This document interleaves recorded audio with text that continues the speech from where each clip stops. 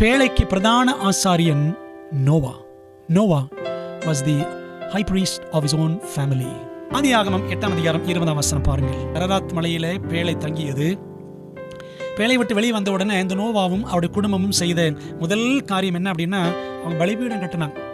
வெளியே வந்த உடனே ஐயோ நமக்கு வீடு இல்லையே, வீட்டை கட்டணுமே அப்படின்னு வீடு கட்டினாங்களா? இல்லை. குடும்பமாக அவர்கள் பேழை விட்டு வெளியே வந்த உடனே செய்த முதல் காரியம் பலிபீடத்தை கட்டி பலி செலுத்தி தேவனுக்கு நன்றி செலுத்தினார்கள்.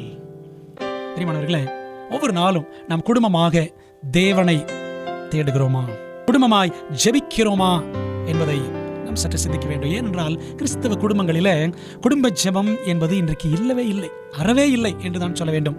100ல் 10 குடும்பங்களில் தான் குடும்ப ஜெபங்கள் சீராக நடக்கின்றன என்று சொல்ல முடியும்.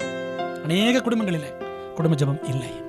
நோவா குடும்பம் செஞ்சது பாருங்க, முதல் காரியம் பலிபீடம் கட்டி தேவனை ஸ்தோத்தரித்தார்கள்.